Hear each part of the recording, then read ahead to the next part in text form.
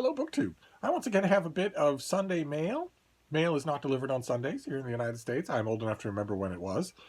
Uh, but it was a batch of stuff was delivered so late last night that I missed it completely. My surly houseboy caught it this morning and dropped it off. So we have 3 packages to go through here, and we'll see what we see.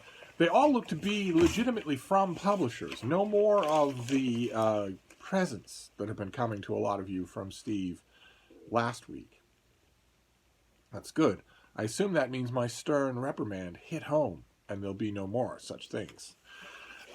Especially now that I'm creeping back into a new routine of sending stuff to you. I would like to get back completely into a routine of sending stuff to you, going to the post office, acknowledging that if I take all the precautions in the world, and they do too, that there's probably not a great deal of risk.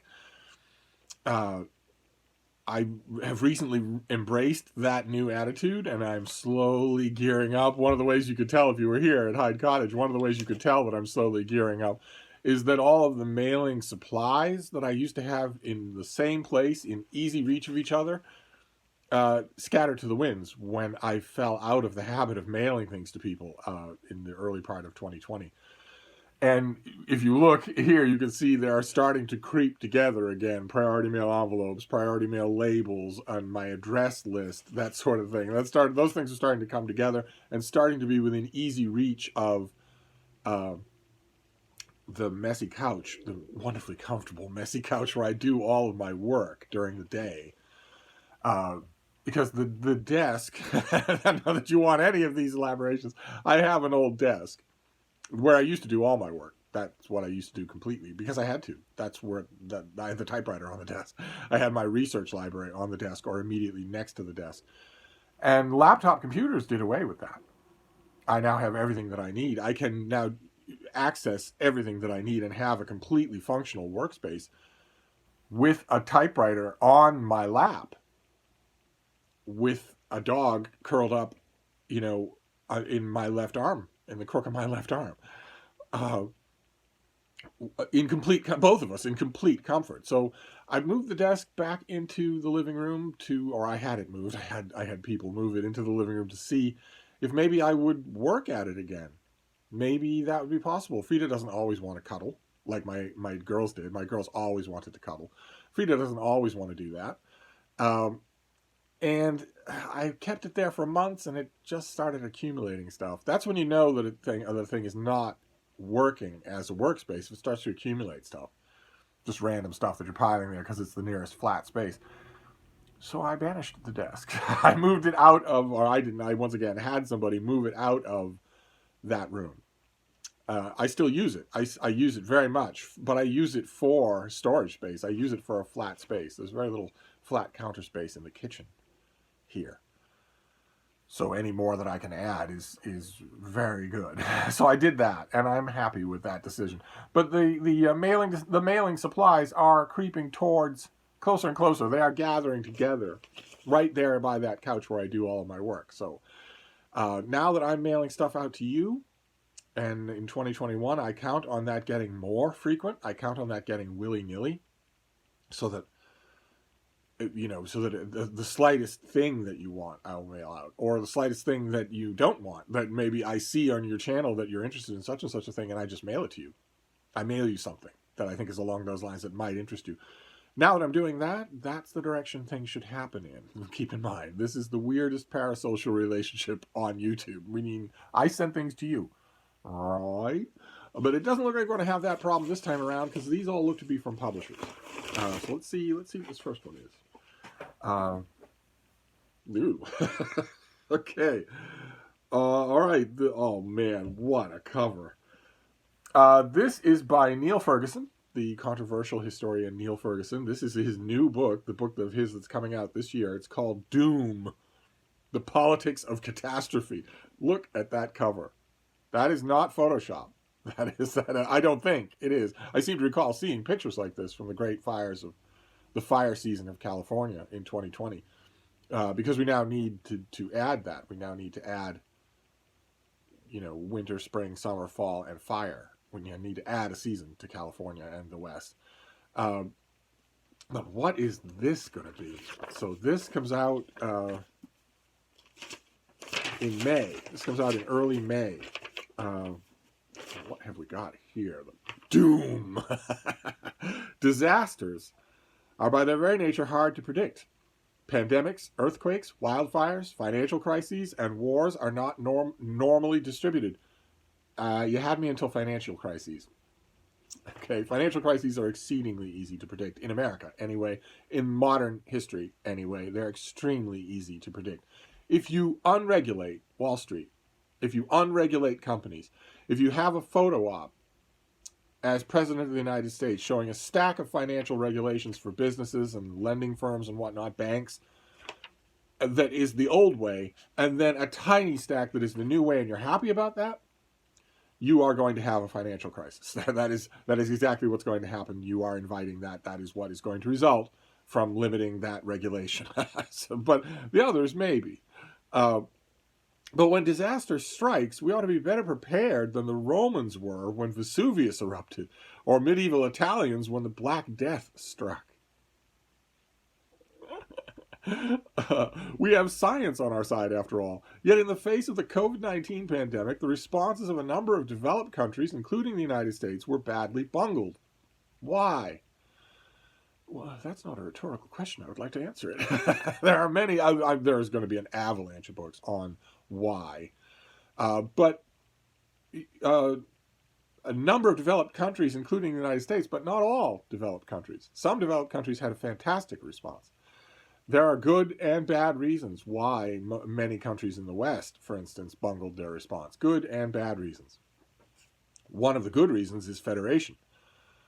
A federalized system where there are lots of pockets of local authority. And that's a good thing because that is a firebreak against tyranny, against autocracy. So if the price you have to pay for the fact that your state's governor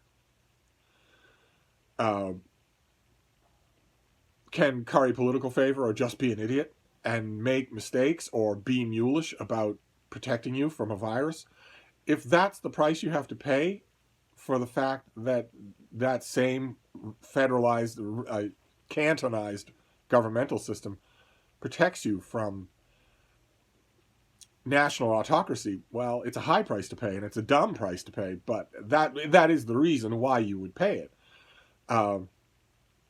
And that's the good reason. The bad reason is that authoritarians absolutely bungle natural disasters. They absolutely do, because they have to take a back seat. They have to take a back seat to experts in order to even make a marginally good response to disasters of any kind, natural or biological or man-made. They have to take a back seat. And authoritarians don't like to do that. They don't like to admit, they can't admit, that if you take a back seat, it's because you're acknowledging that something in the equation is now greater than you are, and they can't do that. Absolutely can't do that, which is why in 2020, the nations that had strongman autocrat rulers or would-be strongman autocrat rulers did terribly, right across the board. But anyway, I also might point out that not a lot of Italians knew that Vesuvius erupted. I mean, the Black Death was one thing, because it was everywhere. It was, you'd be with your men, let's say you were a condottiere and let's say you were a sword for hire and you were riding down a backcountry road along a small river that you had known and ridden many, many times. And you know, your men know, your dogs know, that around the next bend, the one with the oddly shaped conical rock, is going to be the village that is your destination. You're slowly walking, no need to tire the horses. Beautiful day. You round the corner, and it's completely quiet. Completely quiet. No smithy pounding, nothing like that. No carts wheeling through town. And as you walk in, you see that everything is gone, that everybody's dead. Or gone, or fled. And it has a feel to it. There's a resinous feel in the air that you are walking into a plague town. And that wasn't just one person in 100, or one person in 1,000, or one person in 1,000,000. That was, 3 people out of 6. But anyway, you don't want to get me talking about the Black Death. Let's see here. In critically acclaimed books going back nearly 20 years, including Colossus, The Ascent of Money, and The Square and the Tower, Ferguson has studied the pathologies that afflict modern America. To examine the world's failed response to the COVID-19 pandemic from the proper perspective, Ferguson looks back on history's biggest disasters, the geological and geopolitical, biological and technological.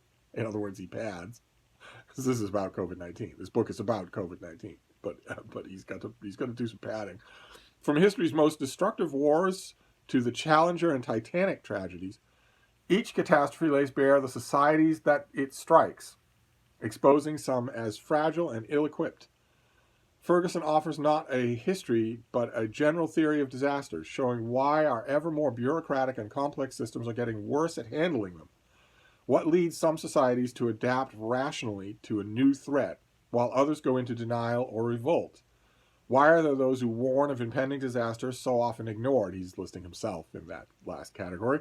How does our increasingly networked world impact how disasters affect us, and how much are leaders to blame in the aftermath of a mismanaged crisis? A lot of the stuff here is straw man. America's response to the COVID-19 pandemic would have been radically different if it had happened in the presidency of someone other than Donald Trump. A huge amount of the blame for why the American response to COVID-19 was so bad and continues to be so bad can be laid squarely at the feet of Donald Trump individually. Personally, Donald Trump said, this is no big deal. Donald Trump said, they're a mass, it's a suggestion, I'm not going to do it, and nobody cool will do it. Donald Trump politicized the wearing of a face mask during a deadly pandemic. No other president would even have considered doing that. And if the president hadn't done that, then Congress wouldn't have done that. Congress would have been wearing face masks. There would have been advisory notices done by every governor in every state saying, look, we've looked at the research here. This is really bad. You've seen the footage from overseas. Wearing a face mask really slows down this, and it protects the vulnerable. So you're young and healthy. You might not want to wear this thing. I agree. I'm young and healthy too, and it's a pain in the ass. But there are all sorts of people around you, not just your elderly relatives, but your immunocompromised coworkers. There are all sorts of people around you who will really thank you for doing this. It's the thing to do. You know, pitch in and help out. Help out the people that you don't know. That's America at its best. If the President of the United States had said that from the beginning, from March when the whole country and the whole world started to know how dangerous this was, or from January when he knew how dangerous it was, if he had said that from the very beginning, he would have had almost no dissenters among the senators, congresspeople, and governors and mayors in this country. There would have been almost no dissent. It would never have occurred to anybody to politicize the wearing of a mask during a deadly pandemic. Instead, he did the opposite. Instead, he did politicize it, and it is still politicized. You will be politely but firmly asked to leave a Trump gathering, whether he's speaking or not. If it's just a pro-Trump gathering wherever you happen to be, Billings, Montana, you will be politely but firmly asked to leave if you are wearing a mask. It is a sign of the in-group. It's a sign of acceptance not to wear a mask ever under any circumstances, even if it comes to you being humiliated in front of the whole country by being filmed being dragged out of an Arby's because you won't do it, because you won't wear a face mask during a deadly pandemic of an airborne virus. I saw Instagram footage just today of a right-wing grifter named Will Witt. Some of you might know this kid, a chain-smoking tobacco addict, who has made a big deal recently out of the kind of shirt-sleeve Christianity that must have real Christians just pulling their hair out, constantly putting on Instagram messages like Jesus is king when Trump is his king. I will say the word religiously. He religiously refuses to use a mask, refuses to wear one. That is his religion. And he put pictures on Instagram of himself being baptized. Your boy got baptized. I am now part of the body of Christ. And I saw the first of those pictures and I thought, okay, I know exactly what I'm going to see the minute he turns the camera around. I'm going to see a crowd of people who aren't wearing masks because they can't. And if somebody said, well, I want to attend your baptism because I think it's really, when I was baptized, it was really important for me. But of course I want to wear a mask because we're in the middle of a worldwide deadly pandemic of an airborne virus. And a mask will lessen the chances not only that I would accidentally infect anyone there, but that I would be infected by anyone there. If someone said that, Will Witt, the new Christian, Will Witt would be the first person to email them and say, don't come. That's how bad it's got.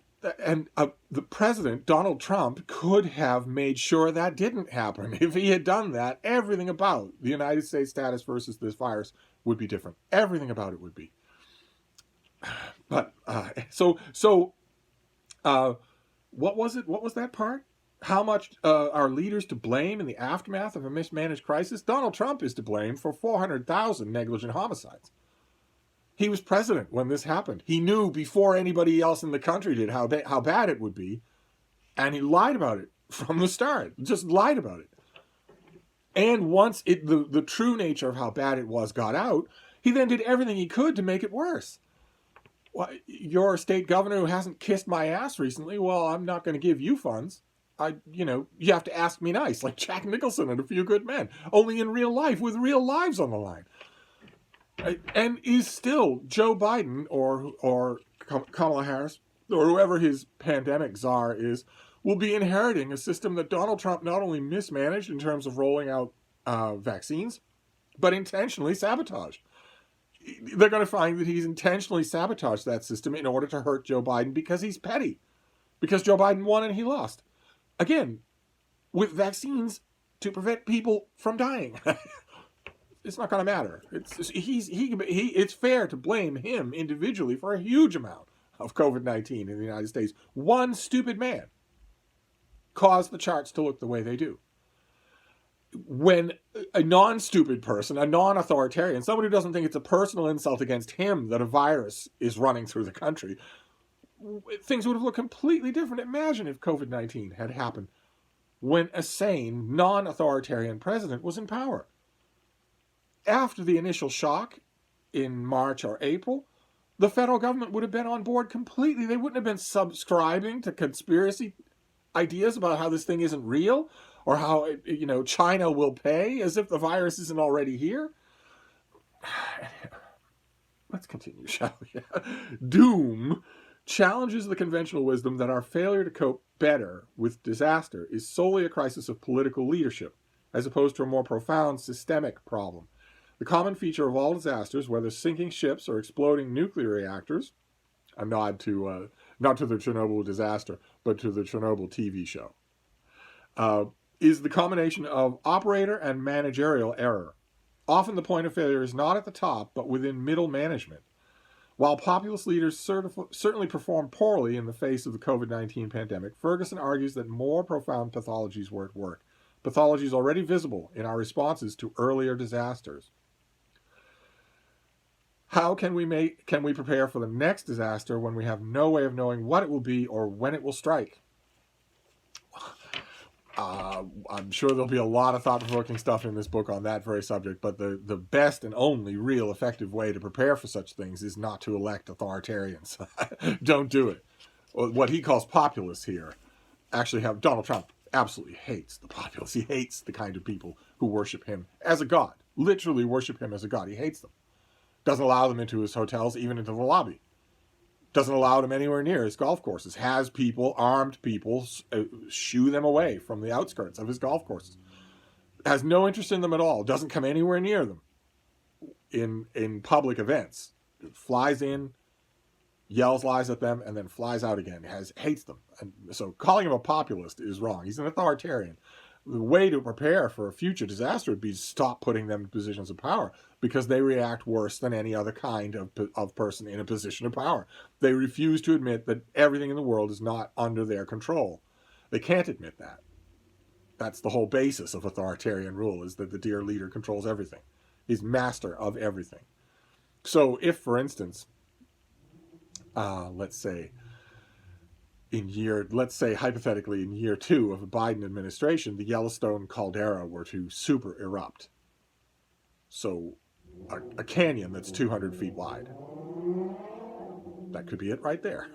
If the Yellowstone caldera were to erupt, not a little thing in Yellowstone itself or in some other local peak, but the whole of the supervolcano under Yellowstone, if that were to all erupt, just a cascade thing, so in the course of 2 whole days, the whole thing erupted, that would be a natural disaster, the like of which humanity has not experienced as a species. there's not much that a U.S. president could do, but a Biden-Kamala response would be very different from, for instance, a Josh Hawley response, where the response would be politicized, even to skies darkened with ash and pumice, no ability to grow food anymore, no clean water anymore that wasn't already in bottles, roofs collapsing. Imagine an authoritarian faced with that would immediately start looking for people to blame and immediately start lying. And then when he realizes that he couldn't do anything, he would hide. He'd save himself. Whereas a non-authoritarian ruler would probably do what they could, listen to the experts, get their advice, and then put it into practice. I'm already arguing with this book, and it doesn't come out for months. So, all right, so that's our first book. Our first book, leave it to Neil Ferguson. He never fails to find something fascinating to write about and then write about it. So this book will get tons of coverage. But let's see if our next two packages can be perhaps a little less argumentative. maybe just a bit less argumentative. Okay. All right. This next one is from the good folks at W.W. Norton, my favorite non-Penguin publisher. I don't recall that we've seen this before. This is by David Roberts, and it's called The Bear's Ears, A Human History of America's Most Endangered Wilderness. Tons and tons of blurbs from academics and also from Douglas Preston and Hampton Sides. That's great. This comes out in late February, so it's right around the corner. Bears Ears National Monument in southern Utah, created by President Obama in 2016 and eviscerated by President Trump in 2017, contains more archaeological sites than any other region in the United States. It's also a spectacularly beautiful landscape, a mosaic of sandstone canyons and bold mesas and buttes.